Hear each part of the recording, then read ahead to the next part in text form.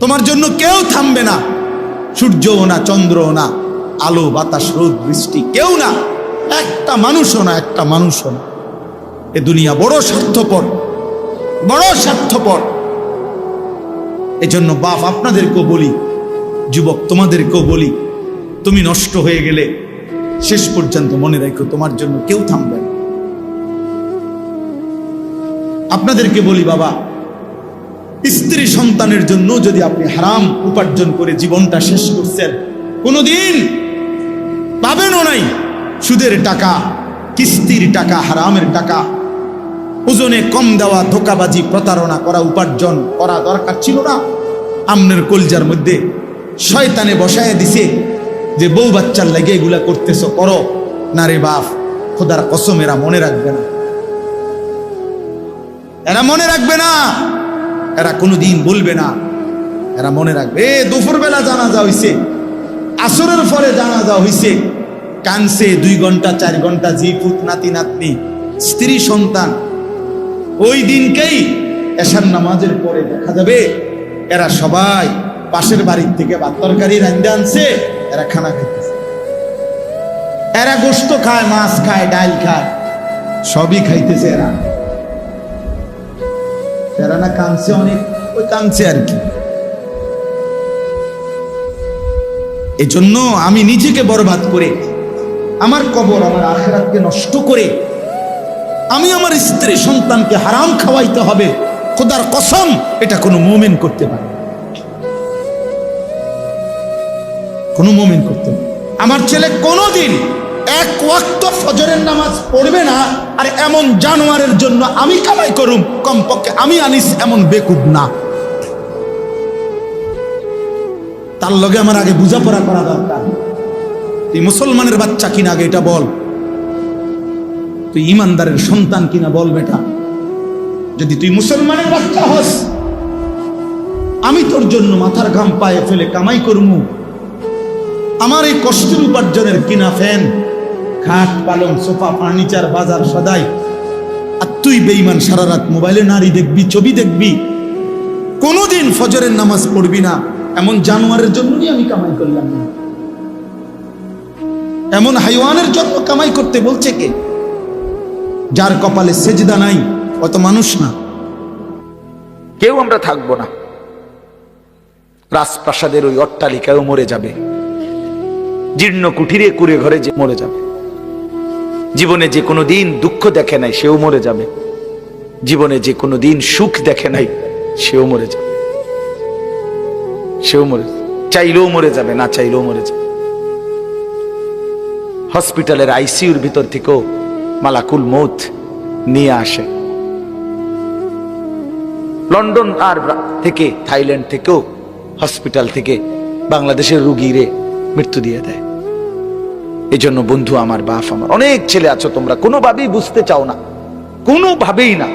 তোমাদের শাহওয়াত তোমাদেরকে বুঝাইতে চায় না, কোনোভাবেই তোমরা বুঝতে চাও না যে এই মোবাইল, এই নারী, এই ছবি, তোমাদের বন্ধুদের এই আড্ডা, এটা তোমার ভালো করে না।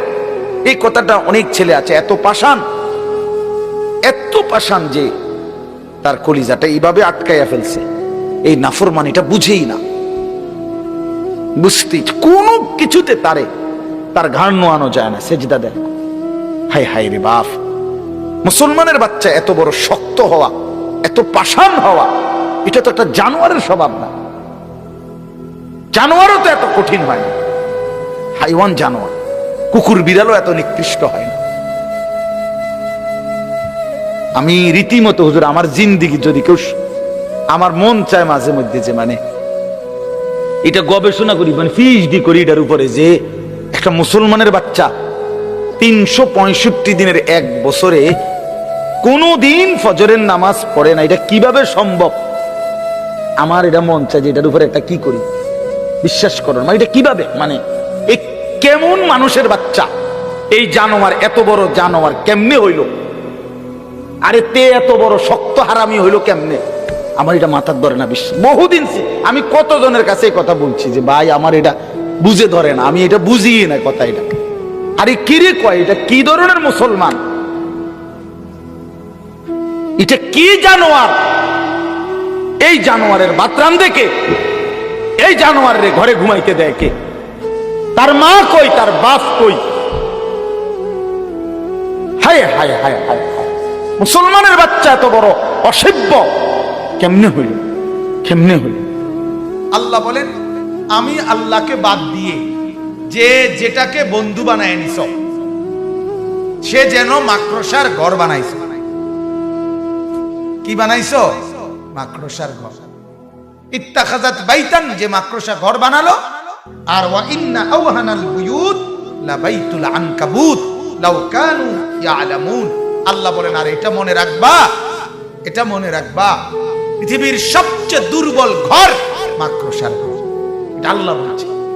তাহলে আল্লাহকে বাদ দিয়ে 60 বছরে একটা সেজদা, একটা হালাল হালাল হারামের কোনো তোয়াক্কা করলা না, নামাজ রোজা বন্দিগির কোনো তোয়াক্কা করলা না, কিস্তি নিয়া, সুদ নিয়া, ঘুষ নিয়া, সিটারি, ধোকা, প্রতারণা, বহু ভাবে দিবা নিশি মেহনত করে 60 বছরে যেই প্রাসাদ, যেই বিল্ডিং সাজাইলা, যেদিন সব রোম স্যাক দিয়া দেখলা, আর কোনো কাজ বাকি নাই, টাইলসও লাগানো শেষ, বাথরুমের বদনাড়া পর্যন্ত সেটিং করা হয়েছে, সোফা, খাট, ফার্নিচার সব ঠিক করা হয়েছে। রব্বুল আলামিন বলে, মালাকুল মউত এখনই নিয়ে আসো, যাও। এক নিমিষে 60 বছরের মেহনত উড়ায়, ঠিক না? এজন্য এটা ভাবা উচিত, আল্লাহকে বাদ দিয়ে, সেজদাকে বাদ দিয়ে, গোলামিকে বাদ দিয়ে, হালাল বাদ দিয়ে, আল্লাহর বন্দিগি বাদ দিয়ে যে যেটার মধ্যে ডুবে গেলেন, সে মাকড়সার ঘর বানাইতেছেন। কি বানাইতেছেন বলেন? তামসা করতেছেন, তামসা। ওয়ামাল হায়াতুদ দুনিয়া ইল্লা লাহবুন ওয়া লাইব। তামাশা।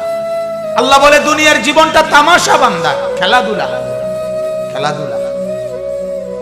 হ্যাঁ, লোকটা বিল্ডিং বানায়, আর শাজিম থেকে আমার মালিক যেন হাসতে হাসতে বলে, ওমা কিরে, এতে দেখি তামসা না করে, তামসা না করে।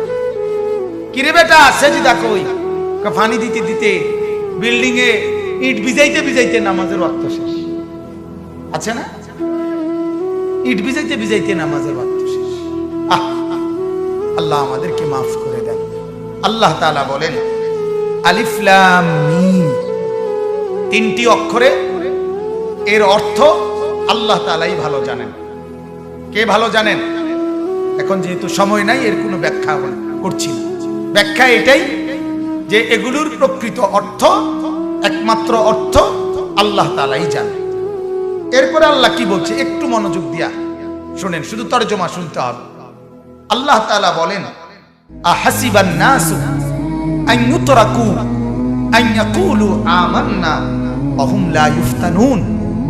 আল্লাহ বলেন, ও মানুষেরা, তোমরা কি এই ভেবেছো যে তোমরা শুধু মুখে বলবে আমান্না, আমরা ঈমান আনলাম, আমরা মুমিন, আমি মুসলমান, আমি ঈমানদার।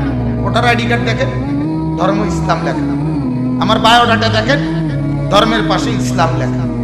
দেখেন, নালে নালে এখানে লিখছে কেন? আমি মুসলমান না হলেই লিখছি।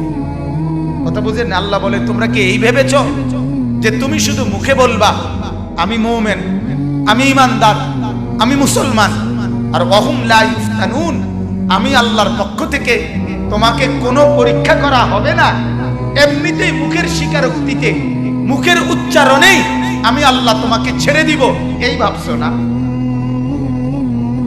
আল্লাহ জিজ্ঞেস করছে, তো জবাব দেন যে হ্যাঁ এটাই ভাবছেন কিনা? জবাব দেন না কেন? হ্যাঁ না না একটা কোন? আল্লাহ তাআলা কুরআনুল কারীমের আরেক জায়গায় বলছেন, আম হাসিবতুম আন তাদখুলুল জান্নাহ ওয়ালাম্মা ইয়ালামিল্লাহুল্লাযীনা জাহাদু মিনকুম ওয়া ইয়ালামাস সাবিরিন। তোমরা কি এই ভেবেছো যে শুধুমাত্র মুসলমান বললেই আমি তোমাদেরকে জান্নাতে ঢুকায় দেব? অথচ এখনো কারা কারা আমার রাস্তায় দ্বীন ও ঈমান টিকাইয়া রাখার জন্য কি পরিমাণ যুদ্ধ জিহাদ সংগ্রাম, মুজাহাদা, মেহনত, পরিশ্রম কয়ে কদ্দুর করছো এখনো আমি দেখিয়ে নাই। কে কদ্দুর ইসলাম মানার জন্য সবর করছো এটা আমি এখনো দেখিয়ে নাই।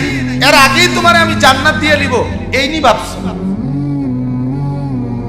আরেক আয়াতে আল্লাহ তাআলা বলেন, আম হাসিবতুম আন তাদখুলুল জান্নাহ ওয়ালাম্মা ইয়াতিকুম মাসালুল লাযীনা খালাউ মিন ক্বাবলিকুম মাসাতহুমুল বাসাউ ওয়াদ-দাররাউ ওয়াযুলজিলু হাত্তা ইয়াকুলার রাসূল ওয়াল্লাযীনা আমানু মাআহু মাতা নাসরুল্লাহ। আল্লাহ বলেন, আরে কি ভাবলা তুমি? পান খাইতে খাইতে ব্যস্ত যাবে গা, বন খাইতে খাইতে, চা দোয়ানে গপ মারতে মারতে, টেলিভিশন দেখতে দেখতে, এমনি মুসলমান বললেই এমনি এমনি ব্যস্ত যাইবা গা, গরু জবাই কইরাই। অথচ আমি আল্লাহ তাআলা তোমাদের পূর্বে যত লোক আদম থেকে ঈসা পর্যন্ত ঈমানের দাবি করেছিল তাদের প্রত্যেককে আমি আল্লাহ তাআলা অগণিত কষ্ট, অগণিত পেরেশানি, অগণিত জুলুম এবং নির্যাতনের শিকার তারা হয়েছিল। হাজারো জুলুম, নির্যাতন, কষ্ট, পরিশ্রম এগুলো তাদেরকে উপভোগ করতে, উপলব্ধি করতে, হজম করতে হয়েছে। এই পরিমাণ কষ্ট, ক্লেশ, বিপদ, মুসিবত, পেরেশানি, জুলুম, নির্যাতন, অত্যাচার সহ্য করছে, যার ফলে ওয়াজুলজিলু কাঁপতে শুরু করছে মানুষগুলো। কাঁপতে কাঁপতে কাঁপতে কাঁপতে জুলুম আর অত্যাচারে নিজেদের শরীরের মধ্যে কম্পন শুরু হয়েছে। আর শেষ পর্যন্ত কি পরিমাণ নির্যাতন হইলে আল্লাহ বলে রসুল ওই জামানার নবী এবং নবীর সাথে ঈমানদার বান্দারা আল্লাহর কাছে হাত তুলে বলছে, আল্লাহ আর কতক্ষণ সহ্য করলে আপনার সাহায্য আসবে?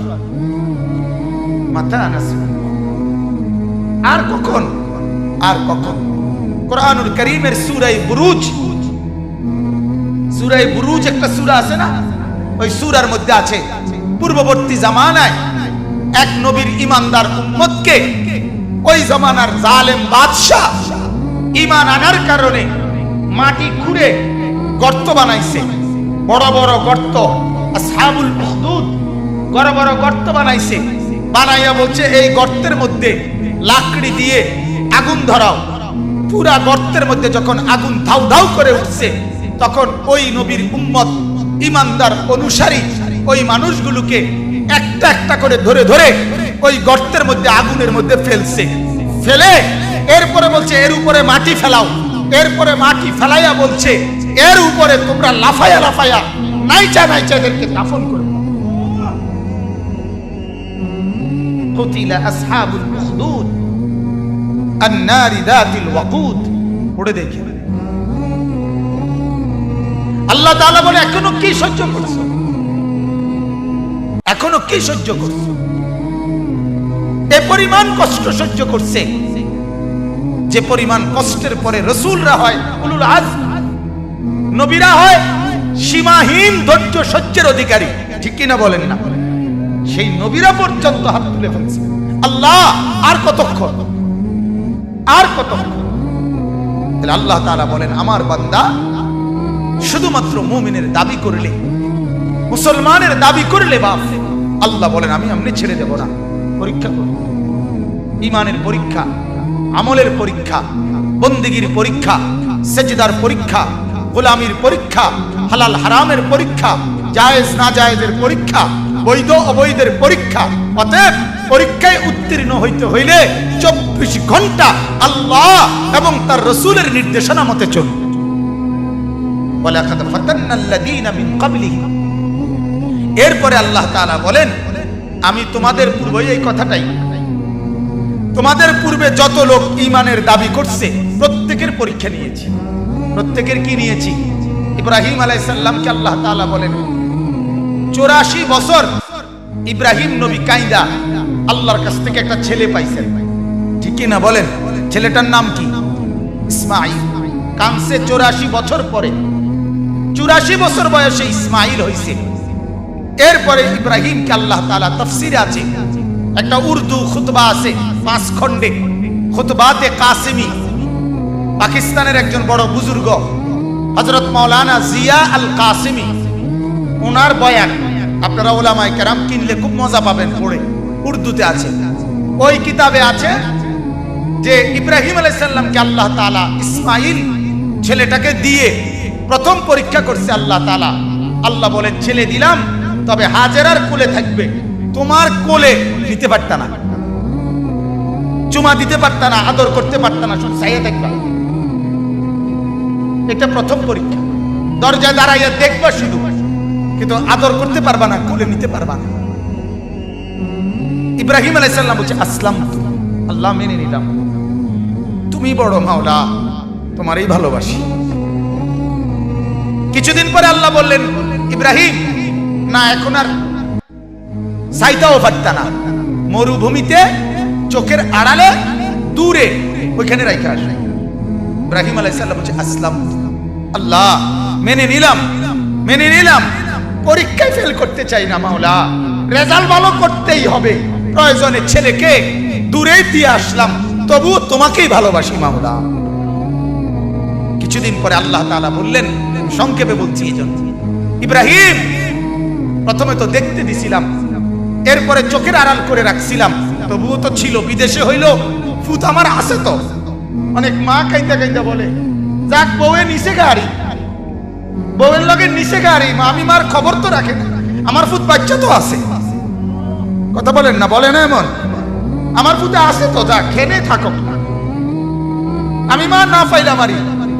আল্লাহ তাআলা বলে ইব্রাহিম তুমি তো ভাবছিলা যাক ফুত আছে তো, না এবার আর রাখতাম না, এইবার জবাই করে আমার দেওয়া আমারটাই দিয়ে দাও।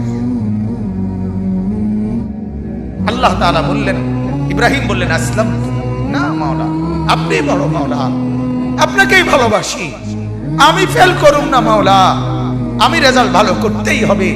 এজন্য ছেলেকে গর্দান মধ্যে ছুরি রাখা দিছে। ছুরি রাখার পরে এবার মাওলা পাক আল্লাহ তাআলার মহব্বতের জোশ আসছে, আল্লাহর রহমতের দরিয়ার মধ্যে, সাগরের মধ্যে উথলে ঢেউ উঠছে। আল্লাহ বলে ইব্রাহিম আরে তোরে আমি চাইছি রে পরীক্ষা, এবার তুই পুরাপুরি কামিয়াব, তুই পুরাপুরি ফলাফল উত্তীর্ণ, যা তোর ছেলেও দিলাম, আমি আল্লাহ রাজি হয়ে গেলাম। এবার ছেলেও পাইলো, আল্লাহকেও পাইলো, ঠিক কিনা বলেন না? ছেলে কুরবানি হয়েছিল।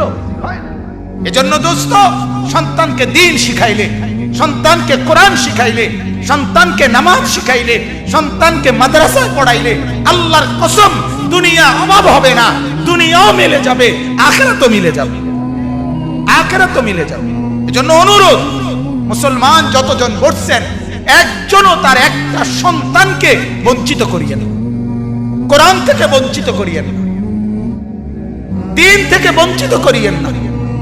আমার শায়েখ আল্লামা মুফতি মুশতাকুর নবী সাহেব হুজুর এটা আবেগে অনেক সময় বলে যে মা যেই বাপ তার সন্তানকে আল্লাহর কোরআন শিখায় নাই, নামাজ রোজা শিখায় নাই, মাদ্রাসার এই সবক দেয় নাই, হুজুর বলে ওই মা বাপ যদি তার সন্তানটাকে 70 বার আগুনে পুড়াইয়া ফেলতো তাইলে এত ক্ষতি হইতো না, কোরআন না শিখাইয়া এই মা বাপ ওই সন্তানের যেই ক্ষতিটা করে দিল।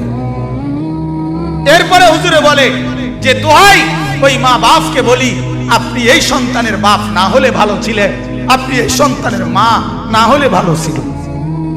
কেন বাচ্চাটাকে বঞ্চিত করলেন? কেন বাচ্চাটাকে বঞ্চিত করলেন? এজন্য একজনও ইনশাআল্লাহ আমরা আমাদের সন্তানকে দ্বীন শেখাবোই শেখাবো ইনশাআল্লাহ। বলেন ইনশাআল্লাহ। আগামীর পৃথিবী, আগামীর সামনে দাজ্জাল বাজান, আগামীর সামনে দাজ্জাল, দাজ্জাল দেখা যায়, দাজ্জাল দেখা যায়, কিয়ামত দেখা যায়। ইকতারাবা লিন-নাসি হিসাবুহুম, আল্লাহ বলে হিসাবের সময় কাছায় গেছে বান্দা। ইকতারাবাতিস সাআ, আল্লাহ বলে কিয়ামত ঘনায় গেছে বান্দা।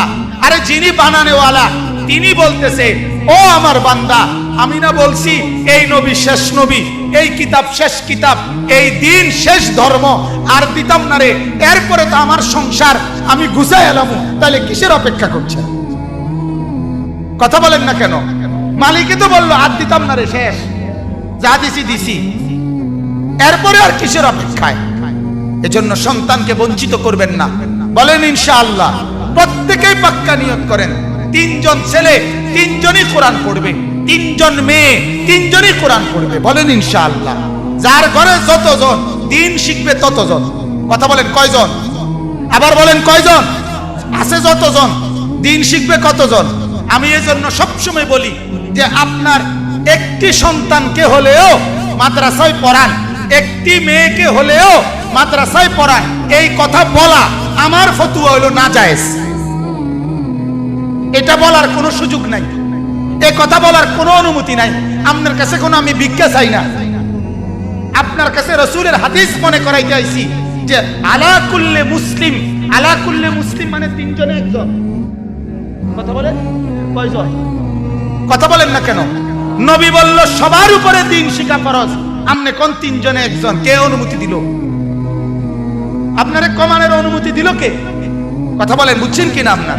এজন্য প্রত্যেকেই ছেলে মেয়ে, আলহামদুলিল্লাহ বাংলাদেশে এখন চতুর্দিকে মহিলা মাদ্রাসা আছে কিনা বলেন? এই জমানায় মেয়ে দিন শিখলো না, ছেলে দিন শিখলো না। আল্লাহর কসম এই কথা বলিয়া কি কারণ, কোন কারণ দর্শাবার কোন সুযোগ পাইতেন না। চতুর্দিকে এত মসজিদ মাদ্রাসা, এত মাদ্রাসাও থাকার পরেও যারা তাদের ছেলে মেয়ে কোরআন বঞ্চিত হইল, এটার কোন কারণ দর্শাবার সুযোগ। এজন্য কোরআনে আছে নাফরমান যখন জাহান্নামী আল্লাহকে বলবে ক্বালু রব্বানা গালাবাত আলাইনা শিকওয়াতুনা, আল্লাহ আমার কপাল মন্দ, এই কারণে আমি দিন মানতে পারছি না। ওয়া কুন্না কওমান দাল্লিন, আল্লাহ আমি গোমরা ছিলাম, এই কারণে মানতে পারছি না। আল্লাহ বলেন ক্বালা খসাউ ফিহা, না না বেঈমান, জাহান্নামের আগুনে মুখ থুবড়ে জাহান্নামের আযাব ভোগ কর। ওয়ালা তুকাল্লিমুন, আর কোনো কথা বলবি না, একটা শব্দ। জাহান্নামে পড়ার পরেও মানে জাহান্নামের আযাব নিক্ষিপ্ত হওয়ার পরও কিছুক্ষণ কথা বলবে। এর শেষ যখন এই কথাটা বলবে রব্বানা আখরিজনা, আল্লাহ আমারে এই জাহান্নাম থেকে উদ্ধার করেন, ফা ইন উদনা ফা ইন্না যালিমুন, যদি আরাওয়ার করি তাইলে আমি বড় পাপী। আল্লাহ বলেন না, তুই ডুবে মর, তুই এখানে জাহান্নামের আযাব ভোগ কর। ওয়ালা তুকাল্লিমুন, আর কথা বলবি না, আর একটা শব্দ বলবি না। আল্লাহর কসম আমি নিজে তাফসীরে মারিফুল কোরআনের মধ্যে পড়ছি, আল্লাহ যখন বলবে এই জাহান্নামী আর কোনো কথা বলতে পারবি না, সাথে সাথে জাহান্নামের আযাবে জাহান্নামীর গলার আওয়াজ, কথার শব্দ বন্ধ হয়ে যাবে। এরপরে আর কোনো শব্দ জাহান্নামী উচ্চারণ করতে পারবে না। আরো জঘন্য কথা আছে, তাফসীরে মারিফুল কোরআন লিখছে এরপরে জাহান্নামী কুত্তার মতো ঘেউ ঘেউ করে, কুকুরের মতো শুধু ঘেউ, ওইটা আছে। বিশ্বাস করে জাহান্নামী আর কোনো কথাই বলতে পারে না। ওয়ালা তুকাল্লিমুন, আল্লাহ বলবে আর কোনো কথা নাই, কোনো কথা নাই, চুপ। আল্লাহ আমারে মাফ করে দেন। আল্লাহ তাআলা শেষ, আল্লাহ তাআলা বলেন আমি পরীক্ষা করে দেখব, ফালিয়ালামান্নাল্লাহুল্লাযীনা সাদাকু ওয়ালিয়ালামান্নাল কাযিবিন। আল্লাহ বলেন আমি পরীক্ষা করে ঈমানদার বাছাই করব, সত্যবাদী আর মিথ্যাবাদী। ঈমানের দাবি করো, মুখে বিড়ি, মিথ্যাবাদী। ঈমানের দাবি করো, ফজরের নামাজের সেজদা দাও না, মিথ্যক তুই বেটা। ঈমানের দাবি করো, সুদ খাও, মিথ্যক তুই বেটা। কি বলে? মিথ্যক না। আল্লাহ বলেন আমি ঈমানের দাবিতে পরীক্ষা করে এরপরে সত্যবাদী আর মিথ্যাবাদী বাছাই করব। সর্বশেষ আল্লাহ বলেন আম হাসিবাল্লাযীনা ইয়ামালুনাস সাইয়্যাতি আন নাসবিকুনা। আল্লাহ তাআলা বলছে ও তোমরা যারা গুনাহ করছো, নাফরমানি করছো, পাপ করছো, মোবাইলে ছবি দেখছো, উলঙ্গ নাচ দেখছো, একটা সেজদার খবর নাই, একটা নামাজের খবর নাই, দোকানে বসে বসে চা দোকানদারের নামাজ পড়ার টাইম নাই, মুদি দোকানদারের নামাজ পড়ার টাইম নাই, দেড়বুড়ে সিএনজি অটো ড্রাইভার তারও সেজদা করার টাইম নাই, বুট বেচে তারও নামাজ পড়ার টাইম নাই, বাদাম বেচে তারও নামাজ পড়ার টাইম নাই। আল্লাহ তাআলা বলেন ওই নাফরমান তুই কি ভাবছো? আইনাসবিকুনা, তুই আমার চাইতে আগায় গেছো না? আমি তোরে দেখতাম না, না আমি তোরে কিছু করতে দিতাম না, এটা ভাবছো না? আইনাসবিকুনা, তুমি ভাবছো তুমি আমারে ডিঙ্গাইয়ে গেছো না, আমার রেঞ্জের বাইরে চলে গেছো না? আমার আয়ত্তের বাইরে চলে গেছো। না না, আমার আয়ত্তের বাইরে যাও নাই। সা আমা ইয়াহকুমুন, তুমি যে মনে মনে ফয়সালা করছো, আল্লাহ দেখে না, আল্লাহ ধরে না, আল্লাহ তাআলা মাতে না। আল্লাহ বলেন না, এটা ভুল, এটা ভুল। তুমি অচিরেই কবরে আসলে দেখবা আমার আযাব কত ভয়ঙ্কর। ওয়ালামু আন্নাল্লাহা শাদীদুল ইকাব, মনে রাখবা আমার আযাব বড় ভয়ঙ্কর। বলেন নাউযুবিল্লাহ। সর্বশেষ আয়াত 5 নম্বর আয়াত, আল্লাহ তাআলা খুশখবর দিছে নেককারদেরকেও। তোমরা যারা নেককার, সেজদা করে করে, জিকির করে করে, সকাল সন্ধ্যায় রাত গভীরে, তাহাজ্জুদে আওয়াবিনে, তাসবিহে জিকিরে আমি মাওলাকে ডাকতে ডাকতে এই আশায় বন্দিগি করছো যে আমার সাক্ষাৎ পাইবা। মান কানা ইয়ারজু লিকা আল্লাহ, আমার মোলাকাত, আমার দিদারের আশা করে করে যারা বন্দিগি করছো, আল্লাহ বলেন ফা ইন্না আজালাল্লাহি লাআতিন, আমি আল্লাহ মালাকুল মউত নামে একজন ফেরেশতা মৃত্যু করে দেওয়ার জন্য তোমার কাছে পৌঁছাবো। সে তোমারে মৃত্যু নামক একটা নেয়ামত উপভোগ করাইয়া আমার কাছে নিয়ে আসবে। ফা ইন্না আজালাল্লাহি লাআতিন, আমার আল্লাহর পক্ষ থেকে তোমার মৃত্যু মালাকুল মউত আসবে, লাআতিন আসবে তোমার কাছে, এসে মৃত্যুর শরাব, মৃত্যুর এক পেয়ালা, মৃত্যুর একটুকু শরাব, মৃত্যুর একটু চুমুক তোমারে ভোগ করাইয়া আমার কাছে নিয়ে আসবে। ওয়াহুয়াস সামিউল আলিম, আল্লাহ তাআলা বলেন যে আমি আল্লাহ সবকিছু শুনছি, সবকিছু জানি। ঠিক কি না বলেন? অতএব তুমি অপেক্ষা করো, আমি শুনতেছি, আমি জানি। তুমি ডাকতে থাকো, সেজদা দিতে থাকো, গোলামি করতে থাকো, হালাল খাইতে থাকো, সুখে থাকো আর দুঃখে থাকো, আমি মাওলাকে ডাকতে থাকো। এই কয়দিন পরে আজরাইল পাঠাবো, তোমারে আমার কাছে নিয়ে আসবে। এজন্য হাদিসে আছে, আল্লাহর নবী সাল্লাল্লাহু আলাইহি সাল্লাম, এটাই আমার শেষ কথা, আল্লাহর নবী সাল্লাল্লাহু আলাইহি সাল্লাম হাদিসে আছে, নেককারের সামনে নবীজি বলে মালাকুল মউত আজরাইল আয়েশা অত্যন্ত সুন্দর আকৃতিতে দাঁড়ায়, খুব চমৎকার সুদর্শন আকৃতিতে দাঁড়িয়ে মালাকুল মউত আল্লাহর প্রিয় বান্দা নেককার বান্দাকে বলে যে থাকবেন আর কিছুদিন, কেন দুনিয়ায় থাকবেন? আল্লাহর নেক বান্দা তখন চোখের পানি ফেলে বলে, কি কইলা মালাকুল মউত, থাকবো কেন রে? সকাল দুপুর রাত নিশিতে চোখের পানি ফেলে ফেলে যে মাওলারে ডাকি, কখনো সুবহানাল্লাহ, কখনো আলহামদুলিল্লাহ, কখনো আল্লাহু আকবার, কখনো লা ইলাহা ইল্লাল্লাহ, কখনো আস্তাগফিরুল্লাহ, কখনো দুরূদ শরীফ, এই যে বহুবার বহুভাবে ডাকি, পাগল দেখেই তো ডাকি, আমি বেচাইন দেখেই তো ডাকি। এজন্য সকালেও ডাকি, দুপুরেও ডাকি, বিকালেও ডাকি, সন্ধ্যায়ও ডাকি, রাতেও ডাকি, তাহাজ্জুদেও ডাকি, সারা দিন যে মাওলাকে ডাকি তার কাছে যাওয়ার জন্যই তো ডাকি। তুমি আইও না, দেখে না যাইতারি না, তোমার লাগে না বইয়া রইছি, তুমি আসো নাই দেখে না যাইতে পারি না বেটা। তুমি আইসা আবার আমার না নিয়ে যাবা কেন? আমি এখনই যাব। তখন মালাকুল মউত বলে, তো চলেন, আপনার মাওলার কাছেই চলেন। এই জন্য ছেলেরা ভাবতে শিখো। এক একজনের চুলের পেখম দেখলে মনে হয় যেন হ্যাঁ তার কোনো আল্লাহ খোদা নাই, স্বয়ং সম্পূর্ণ। এক একজনের চলাফেরার ঢংঢুং দেখলে মনে হয় তারে ধরুন না কেউ নেই। লাফানের তাফালিং দেখলে, লাফানের চলাফেরার কথাবার্তার স্টাইল দেখলে মনে হয় অহংকার। আমার শরীর ভালো, সুস্থ সবল, আমার আব্বার টাকা আছে, আমার যখন মন চায় আমি আব্বুর থেকে টাকা নিই, যখন মন চায় আমি মোবাইল টিপতেছি, আব্বু কিছু বলে না, আম্মু কিছু বলে না, সারা রাত মোবাইলে নারী দেখে, ছবি দেখে, যখন যা মন চায় তাই করে, মন চাইলে খায়, মন চাইলে না খায়। বাহ বাবা, মনে করছে পৃথিবীর কেউ যেহেতু কিছু বলে না, এভাবেই জীবন চলবে। না রে দোস্ত, সুখের জীবনও শেষ হয়, দুঃখের জীবনও শেষ হয়। সেজদার রাতও ভোর হয়, নেশার রাতও ভোর হয়। মদখোরও রাত ভোর হয়ে যায়, সেজদাওয়ালার রাতও কি হয়ে যায়?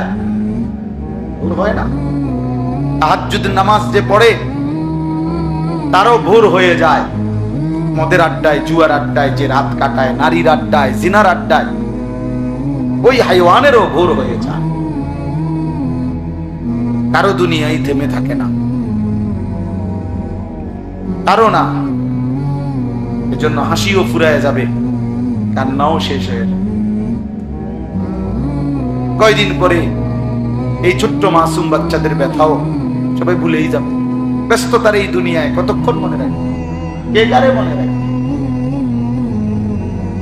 অতএব এই যে আল্লাহ নবী সাল্লাল্লাহু আলাইহি সাল্লাম বললেন, এমন ভাবে বন্দেগী করো যেন আল্লাহকে দেখছো অথবা আল্লাহ তোমাকে দেখছে। এটাই তাসাউফ, এটাই ইসলাহ। এটা তৈরি করতে হয়। মানে এটা শুধু একটা ওয়াজ শুনলে হয় না, এটা দীর্ঘদিন মেহনত করতে হয়। ওলামায়ে কেরামের সাথে, আল্লাহ ওয়ালাদের সাথে, বুজুর্গদের সাথে বারবার শুনতে হয়, আসা যাওয়া করতে হয়, সম্পর্ক করতে হয়, আত্মশুদ্ধির মেহনত করতে হয়। এটা নিয়ম মাফিক ওষুধ আছে, বুজুর্গদের কাছে এটার প্রেসক্রিপশন আছে। কিভাবে একজন মুসলমান, একজন যুবক, একজন নারী, একজন ইমানদার কিভাবে নিজের জীবনটাকে এভাবে গঠন করবে যে যার সারাক্ষণ মনে পড়বে আল্লাহ আমাকে দেখছে, আমি মিথ্যা বলব। আপনারা অনেকেই শুনছেন না, বুজুর্গরা বলে, কোন আল্লাহওয়ালা বলে তার মুরিদদেরকে বলছে, আগামীকালকে আমার জন্য এমন একটা মুরগি জবাই করে আনবা, এমন জায়গা নিয়া। আমরা শুনছি হুজুরদের ওয়াজে, ছোটবেলায় আমরাও শুনছি যে কেউ না দেখে এমন জায়গা থেকে জবাই করে আনবা। সবাই মুরগি জবাই করে আনছে, একজনে জীবন্ত মুরগি নিয়ে আসছে। তো হুজুর বলছে, তুমি আস্তা মুরগি নিয়ে আসলা, সবাই তো জবাই করে আনছে। তো বলছে, হুজুর মুরগিটা কেউ দেখে না, এমন একটা জায়গার তালাশে, পুকুরের পারে, নদীর ধারে, বাঁশ ধারে, কত জায়গায়, গোপন একাকী জায়গায় অন্ধকারে গেলাম, কিন্তু খোদার কসম হুজুর যখনই যাই, যেখানেই যাই, বারবার মনে পড়ছে আল্লাহ তো দেখছে। আপনি তো বলছেন কেউ দেখে না, এমন জায়গা থেকে জবাই করতে, এমন জায়গা তো পাইলাম, এমন জায়গা তো মনে হইল না কোনো জায়গারে। সব জায়গাতেই তো মনে পড়লো আল্লাহ তো দেখছে। তিনি বলছেন, হ্যাঁ বাবা, আমি তোমারই খুঁজছি। আমি কি খুঁজছিলাম? তোমারই মূলত খুঁজতেছিলাম যে আমার কোন মুরিদটার হালাত এইটা হইছে, যে যার সারাক্ষণ মনে পড়ে যে আল্লাহ আমাকে, আনতা আবুদাল্লাহা কাআন্নাকা তারাহু ফাইন লাম তাকুন তারাহু ফাইন্নাহু ইয়ারাক। নবীজি বলেন, এমন ভাবে আল্লাহর ইবাদত করবে যেন তুমি আল্লাহকে দেখছো। আল্লাহর নবী সাল্লাল্লাহু আলাইহি ওয়াসাল্লাম একদিন নামাজ পড়ছিলেন।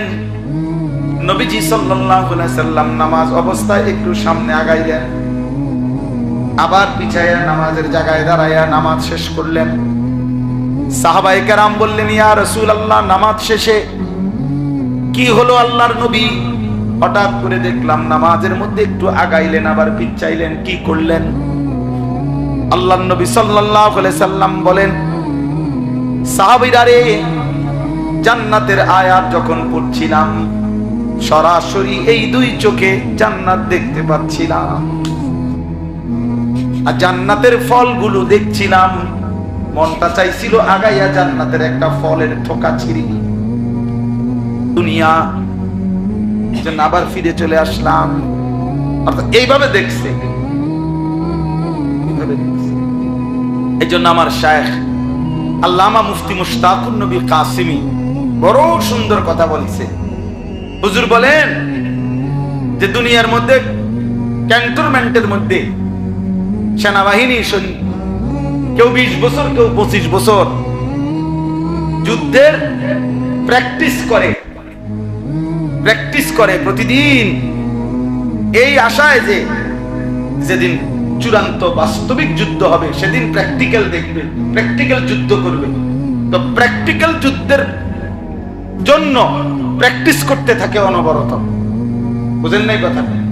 তো আল্লাহ তাআলাও যেন বলছে, নবীও যেন বলছে উম্মত, এই দুনিয়ার হায়াতটা আল্লাহকে দেখার প্র্যাকটিস করতে থাকো, প্র্যাকটিস করতে থাকো। মনে হয় যেন দেখছো, মনে হয় যেন দেখছো। একদিন এভাবে যদি করতে পারো, হাসরের ময়দানে রব্বুল আলামিন প্র্যাকটিক্যাল আল্লাহ পাক তোমার দিদার তার তোমারে দেখায় দিবে। বলবে বান্দা দেখো, এবার প্র্যাকটিস করছো বহুদিন, আজ সরাসরি দেখো। আজ তুমি আমাকে দেখো, আমি তোমাকে দেখি। ইলা রাব্বিহা নাযিরা। আল্লাহ তাআলা বলছে বান্দা জান্নাতে সরাসরি আমি রব্বুল আলামিনকে দেখবে। খালাস, কথা শেষ। তাইলে এইখানে আমি এই দুইটা আমল বলছি। একটা আমল হলো রাত্রি জেগে তাহাজ্জুদ পড়া, বিশুদ্ধ কোরআনুল কারীম তেলাওয়াত করতে থাকা। এই দুই আমলের বরকতে তাফসীরে লিখছে, বুজুর্গানে দ্বীন বলছে, এই দুইটি আমল যার মধ্যে থাকবে,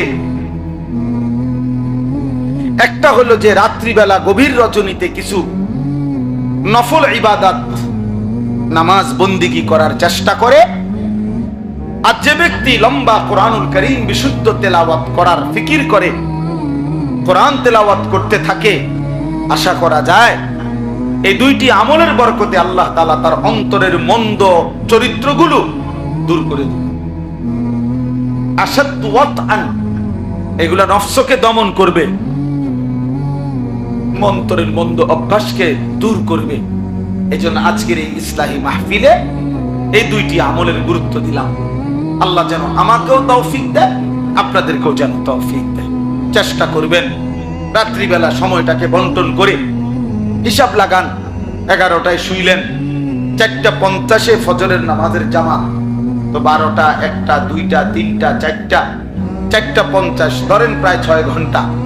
তো এর মাঝামাঝি কোনো একটা সময় শরীর স্বাস্থ্য অনুপাতে দেখেন একটু সময়, আধা ঘন্টা, 20 মিনিট, 40 মিনিট আবার জেগে আল্লাহর ইবাদতের জন্য তাহাজ্জুদ নামাজের সেজদা, তেলাওয়াত, দোয়া, কান্নাকাটির জন্য একটু সময় বের করা। তাইলে আল্লাহ তাআলা অন্তর পবিত্র করে দিবে, মন্দ অভ্যাস থেকে বেঁচে থাকা সহজ হবে।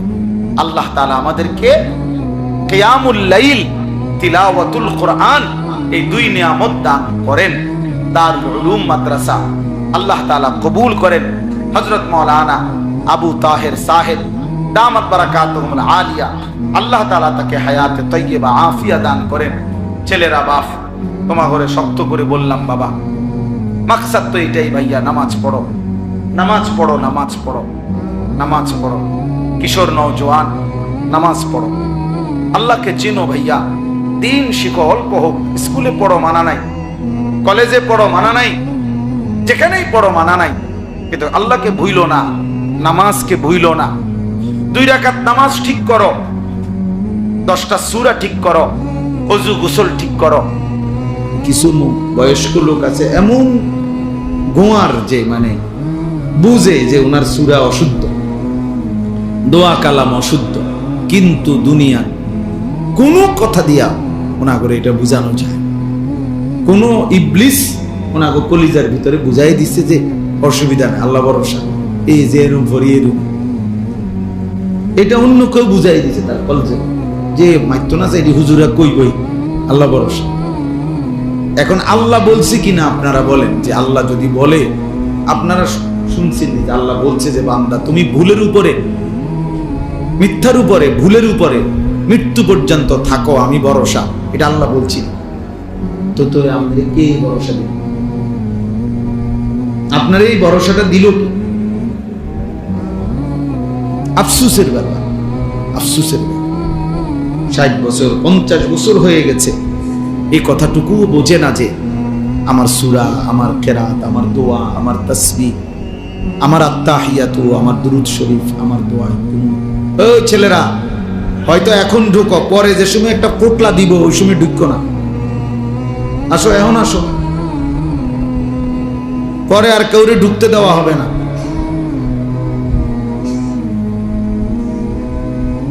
হ্যাঁ, কিছু খবর নেয়, মনে করেন কিছু আছে খবর নেয়, কিছু দিবনি। এবার যদি রাত 2টাও বাজে ঘুরবো, বুঝলেন? যদি রাত 2টাও বাজে, সারা রাতও লাগে, তারপরও ঘুরবো। আফসুস। মানে জীবন মানেই শুধু এই দুটো বিরিয়ানি, এক প্লেট খিচুড়ি, 2টা জিলাপি, এই জিন্দেগি। আবার আগের মতো তামাশা, আগের মতো বেনামাজি জিন্দিগি, আগের মতো অসভ্যতা। আসলো কেন পৃথিবীতে, মরবেই বা কেন, করবেই কি, কিচ্ছু জানে না, কিচ্ছু জানে না। আফসোস হয়েছে ওই জীবনের উপরে, আফসোস যে জীবন জানে না আমি আসছি কোত্থেকে, আমার করণীয় কি, কেন আসলাম, কি করছি। জীবনের যার কোনো লক্ষ্য উদ্দেশ্য নাই, গন্তব্য নাই, মঞ্জিল যে চেনে না, আমি যাব কোথায়, পৌঁছবো কোথায়, থামবো কোথায়, এটা যার মধ্যে জানা নাই, ওই বাস্তবিক অর্থেই মনে রাখেন ওই কোনো মানুষ, ওই জন্তু জানোয়ার। কোরআন বলছে ওকে জানোয়ারই বলছে। জানোয়ারেরই কোনো নির্দিষ্ট টার্গেট নাই, তার দরকারও নাই। টার্গেট দিয়ে করবো কি? কোন গরু, ছাগল, কুকুর, বিড়ালের টার্গেট দিয়ে করবে কি? তার তো কোনো হালালও নাই, হারামও নাই, জায়েজ না জায়েজ কিছু নেই। তার জন্য কোনো বিধান নাই, দিন নাই, শরীয়ত নেই। কিন্তু ইনসানের জন্য বিধান আছে, হালাল হারাম আছে, জায়েজ না জায়েজ আছে, করণীয় বর্জনীয় আছে। কারণ তার জন্য আখিরাত আছে, তার জন্য হিসাব আছে, তার জন্য বিচারের মাঠ আছে, তার জন্য আমলনামা প্রস্তুত হচ্ছে, তার আমলনামা মিজানের পাল্লায় ওজন হবে, তাকে ফুলসেরাত পার হইতে হবে, তাকে জান্নাত কিংবা জাহান্নামে যেতে হবে। এটা গরু ছাগলের নাই, এটা জন্তু জানোয়ারের নাই। তাইলে সোজা হিসাব, যে তার হালাল হারাম বুঝে না, জায়েজ না জায়েজ বুঝে না, করণীয় বর্জনীয় বুঝে না, তো সে বাস্তবিক অর্থে কোনো মানুষ, সে জানোয়ার, সে হাইওয়ান, যার মধ্যে কোনো তামিজ নাই, মানে পার্থক্য শক্তি নাই, পার্থক্য শক্তি। তাইলে বাবা বলতেছিলাম আল্লাহর ঘর মসজিদের কথা বলছি। মসজিদের আজমত জরুরি, মসজিদে জুমার বয়ান গুরুত্বপূর্ণ, মসজিদের ইমাম সাহেবকে সম্মান করা খুব গুরুত্বপূর্ণ, মুয়াজ্জিনকে সম্মান করা খুব গুরুত্বপূর্ণ। মসজিদের একটা জুতার বাক্স, মসজিদের বালু, মসজিদের একটা মোমবাতি অনেক সম্মানিত, এটা মসজিদের। আমরা কোরআন হাদিসের ভাষায় বলে নিসবতের কারণে দামি হয়, মানে সম্বন্ধের কারণে দামি। ইট বালু পাথর সিমেন্টের একটা ঘর এমনিতে শুধু ছিল ঘর, কিন্তু যখন এটা সিদ্ধান্ত হলো যে এটা আল্লাহর ঘর, এই আল্লাহর এই শব্দটা যখন এই ঘরের সাথে লাগলো তো এটা দাম। কি বলে এটা নিসবতারি, মানে সম্বন্ধ কিসের সাথে মিলল, ওইটার কারণে দামি হয়, ওটার কারণে দামি হয়। এমনিতে একটা কাপড়, এটা কাপড়, কিন্তু যখন এটারে বলে যে এটা কোরআন শরীফের গিলাফ, এটা দামি দামি, তাহলে সম্বন্ধ নিসবত এর কারণে দামি। তো মসজিদ আল্লাহর ঘর, অতএব এটা নিঃসন্দেহে দামি, এটা দামি, এটা অনেক দামি। আমরা এই জন্য ইনশাআল্লাহ মসজিদের জন্য সবার কাছে অনুরোধ, মসজিদে নামাজ পড়া, জামাতকে ঠিক মতো আদায় করা, মসজিদে আন্তরিকতা রাখা, ভালোবাসা, এটা যেন সবার মধ্যেই থাকে। এই পদ পদবী, মূল্যায়ন অবমূল্যায়ন এর কোনো বিষয় নেই। অমুকের সভাপতি বানাইতো, আমনে তারে দিয়ে দেন সভাপতি, বলে তুই সভাপতির আব্বা, তুই সভাপতি 14 গোষ্ঠী, তুই নিয়ে সভাপতি, তোর সভাপতি নিয়ে তুই সিরা খাবি, তোর সেক্রেটারি নিয়ে তুই কি খাবি, আমি বিজয় খাবি। হ্যাঁ, আল্লাহ তাআলা আমাদেরকে বুঝ দান করেন। আখিরাতে ইন্নাল্লাহা লা ইয়ানজুরু ইলা সুওয়ারিকুম ওয়ালা ইলা আজসামিকুম, নবী সাল্লাল্লাহু আলাইহি ওয়াসাল্লাম বলেন হাসরের ময়দানে নিশ্চয়ই আল্লাহ তাআলা তোমাদের চেহারা দেখবেন না, তোমাদের শরীর দেখবেন না, ওয়ালাকিন্নাল্লাহা ইয়ানজুরু ইলা কুলুবিকুম ওয়া আমালিকুম, বরং আল্লাহ তাআলা তোমাদের দিল দেখবেন এবং তোমাদের আমল দেখবেন। দিল দেখবেন আর কি দেখবেন? আমল দেখবেন। এর ভিত্তিতে আল্লাহ তাআলা ফয়সালা করবেন। এজন্য বাপ, ও দুনিয়া বিয়ে সমস্ত পদ পদবি দিয়ে কিচ্ছু আসে যায় না, বরং মসজিদের প্রতি হৃদয়ের টান, এজন্য আমার আখিরাতের জন্য। আমি নামাজ পড়বো, সেজদা দেব, মসজিদে আসব, মসজিদের খেদমতে থাকব, মসজিদে বেশি বেশি যাওয়ার চেষ্টা করব, এটা আমার আখিরাতের জন্য। হাদিসের মধ্যে আছে বাশশিরিল মাশাঈন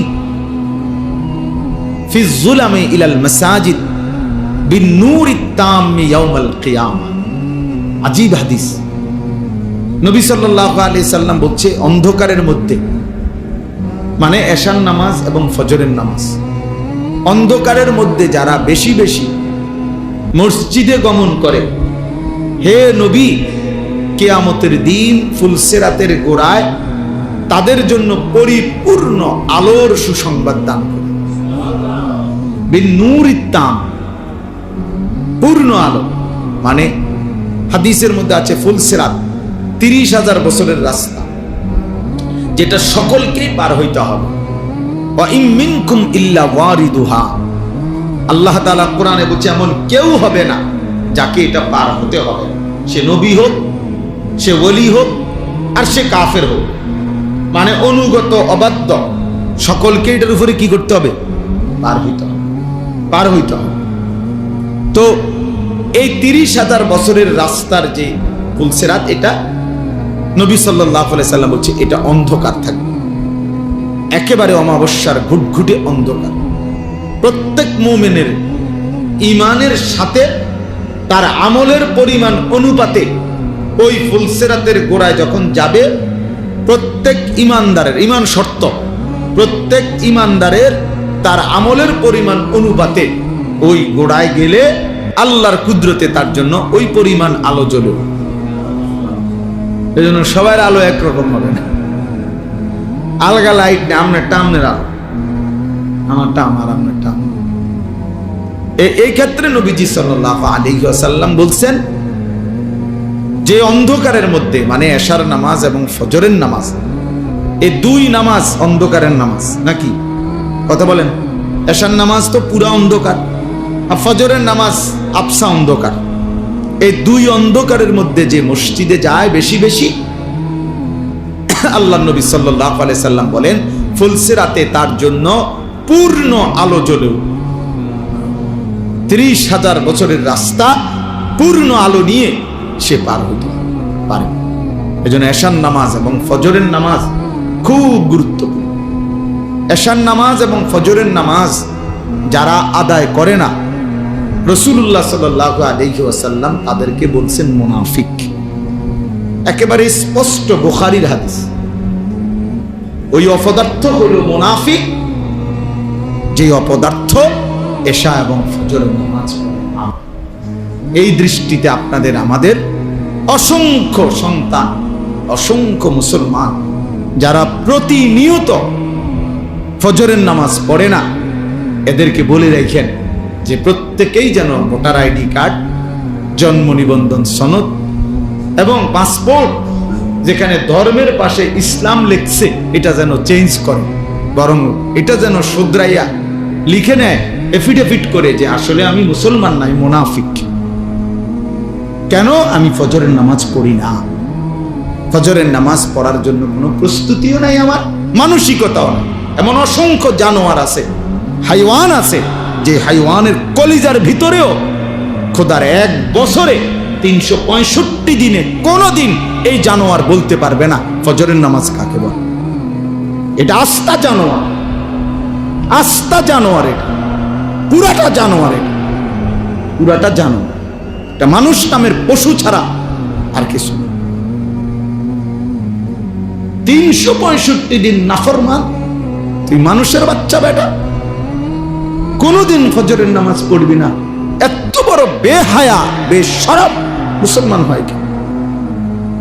এত বড় নিকৃষ্ট মানুষ মুসলমান হবে? মুনাফিক। আল্লাহ রাসূল বলছে বেটা, নবী বলছে মুনাফিক, এটা আস্তা মুনাফিক। আর মুনাফিক সমস্ত বেঈমানের মধ্যে সবচেয়ে নিকৃষ্ট হলো কে? যত লোক আল্লাহর নাফরমান, তার মধ্যে মুনাফিক হলো সবচেয়ে নিকৃষ্ট। হযরত আব্দুল্লাহ ইবনে ওমর, হাদিসে আছে, নবীজির বিখ্যাত সাহাবী আব্দুল্লাহ ইবনে ওমর রাদিয়াল্লাহু তাআলা আনহুমা, তিনি বলছেন নবীজির জামানায় আমরা মুনাফিক চিনতাম এশা এবং ফজরের জামাতে অনুপস্থিতি দেখে। হাদিস এটা। উনি বলেন আমরা চিনতাম মুনাফিককে আমাদের মাঝে, আমরা খুঁজতাম, বুঝতাম ফজর এবং এশার নামাজে অনুপস্থিত হতো। এই জন্য হযরত আব্দুল্লাহ ইবনে মাসউদ বলে যে রাসূলের জামানায়, সাহাবাদের জামানায় লজ্জায় শরমে যাতে দাগ না পড়ে যায়, চিহ্নিত হয়ে না যায়, এজন্য মুনাফিক যারা মুনাফিক ছিল বাস্তবিক অর্থে, তারাও রাসূলের জামানায় ফজরের নামাজ মিস করতো না, কারণ মিস করলে তো মানুষ কইবে তে মুনাফিক। অথচ সে বাস্তবিকে কি মুনাফিক, কিন্তু মানুষ যাতে তারা না চিনে, না বুঝে, এই জন্য কি করত, আমার মুসলমান নামধারী এই হাইওয়ান মুসলমানের বাচ্চা, আর বাপ মুসলমান, তার মা মুসলমান, জানোয়ার একদিনও ফজরের নামাজ পড়ে। বাপেও বেটকা হেবড়া বইয়া বইয়া বিড়ি গায়, চা দোয়ানে গপ মারে। আল্লাহর রহমতে আমনের দোয়ায় জিভুত একটা লাইন হইছে, কিটা লাইন হইছে, টেয়া ফাড়ায়, বিদেশ লাইন হইছে, টেয়া ফাড়াইলে বুঝি লাইন হয়, হ্যাঁ, বিদেশ গেলেই বুঝি জিভুত লাইন হয়ে গেছে, এটা বুঝি কত হইল। আর আমরা যারা দেশে সিরিয়া খাই, এটা বুঝি কথা হইল। বিদেশ যাওয়া নিষেধ না, এটা গুনাহ, এটাও বলি না, কিন্তু এটা বুঝি এটা কথা হইল যে আল্লাহর রহমতে তারা 3 জন এখন একটা লাইনে পড়ছে, কিটা টেহা রোজগার, টাকা রোজগার করে, এবারে খুশি, মানুষের তে গপ মারে, চা দোয়ানে বইয়ে বই, হ্যাঁ, লম্বা লম্বা কথা, লম্বা লম্বা, ভালো খাইতে পারতেছে, শেষ বয়স, আপেল খায়, মালটা খায়, চা খায়, গম খায়, গপ মারে, আর কি বাজার হইতেছে, খাইতে আছে, ফুতে টেয়া ফাটাইতে আছে, হালাল হারাম এত কিছু তো অনেক সময় আসেনি, হালাল না হারাম সেটা দরকার কি, আমার দরকার টাকা, আমার দরকার বাতে না। আস্তাগফিরুল্লাহ, আস্তাগফিরুল্লাহ।